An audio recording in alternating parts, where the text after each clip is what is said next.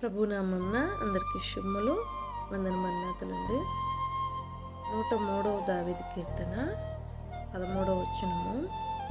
తండ్రి తన కుమారుల ఎడల జాలిపడినట్లు యెహోవా తన యందు భయభక్తులు గలవారి ఎడల జాలిపడును. ఏమని అంటున్నారండి దావీదు గారు? తండ్రి తన కుమారుల ఎడల జాలిపడినట్లు యెహోవా తన యందు భయభక్తులు గలవారి ఎడల జాలిపడును.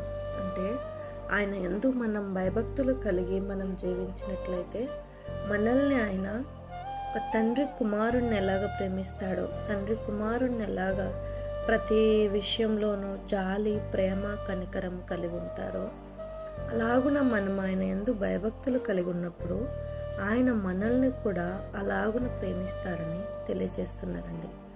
మరి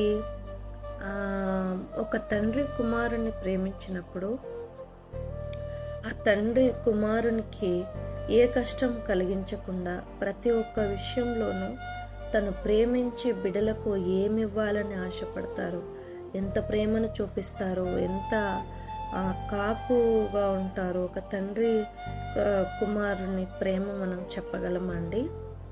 మరి మనము భూమి ఆకాశములు పట్టజాలని దేవుని ప్రేమను రుచి చూచి పొందగలిగే స్థితిలో మనం ఉన్నామా? అలాగున మనం ఉండగలిగితే నిజముగా మనము చాలా ధన్యులమండి. మరి చాలామంది విశ్వాసులు వారి విశ్వాస జీవితంలో చిన్న చిన్న ఆశలు, చిన్న చిన్న కోరికలే. ఉదాహరణకు ఒక సహోదరి చెప్తుంది, అక్క నాకు ఏమన్నా తినాలనిపిస్తుందని నేను ఇలా ఆశపడ్డానో లేదో ఇలాగున నాకు వెంటనే వచ్చేసింది అది. లేదు, నేను ఇలా కావాలని నేను ఏదన్నా అనుకోగానే అది వెంటనే జరిగిపోతుంది అని చెప్పి ఆ సహోదరి ఆశ్చర్యానికి గురవుతుందన్నమాట. అలాగునే ప్రతి ఒక్క విశ్వాసి జీవితంలో కూడా మనం ఆ స్థితిగతిని, అనుభవాన్ని మనం ఎదుర్కొంటూనే ఉంటాము. మరి ఎలా మనం అది ఎదుర్కొనగలుగుతున్నాము?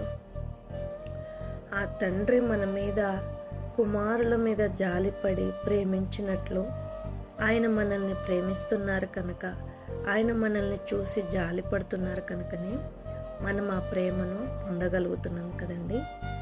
కనుక మనము ఆయన యందు భయభక్తులు కలిగి ఆయనకి ఇష్టలముగా మనం జీవించినట్లయితే, ఆయన ప్రేమ, ఆయన ఆదరణ మనకున్నట్లయితే ఇంకా మనుషుల ఎవ్వరి సహవాసము, ఎవ్వరి స్థితిగతి, వ్యర్థమైన వాటికి సమయం ఇవ్వడము, వ్యర్థముగా జీవితము మనం గడపడము, వాటన్నిటి నుండి మనం బయటపడి మనము ఒక ఉన్నత స్థానంలో, మనము మంచి స్థితిలో, బుద్ధిలోనే కానివ్వండి, జ్ఞానంలోనే కానివ్వండి, గుణగణముల్లోనే కానివ్వండి, దేనిలోనైనాను ఒక మంచి అంతస్తు కలిగి మనం మన జీవితంలో ముందుకెళ్తాము. ఎందుకనంటే క్రీస్తుని నమ్మిన వారు, క్రీస్తుని విశ్వసించిన వారు ఖచ్చితంగా వారు గొప్ప విద్యావంతులుగాను, లేదు డబ్బున్నవారు, తెలివితేటలు గలవారో అయి ఉండనవసరం లేదు. కానీ దేవుని వాక్యాన్ని పట్టుకొని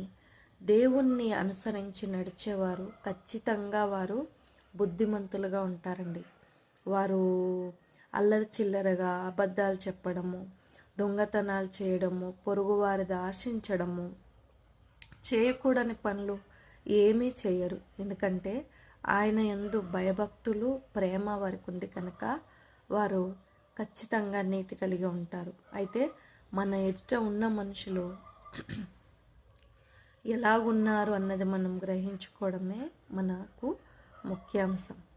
అయితే మనము మన జీవితాలు, ఎదుట ఉన్న వారి సంగతి విడిచిపెట్టేయండి, దేవుడు చూసుకుంటాడు. మనము మన జీవితంలో దేవుని యందు భయభక్తులు కలిగి మనం జీవితాము. అటువంటి ధన్యత, భాగ్యము ఆయన బిడ్డలమైన మనకందరికీ ప్రభు దయచేయనుగాక. Amen. Praise the Lord. May God bless you all.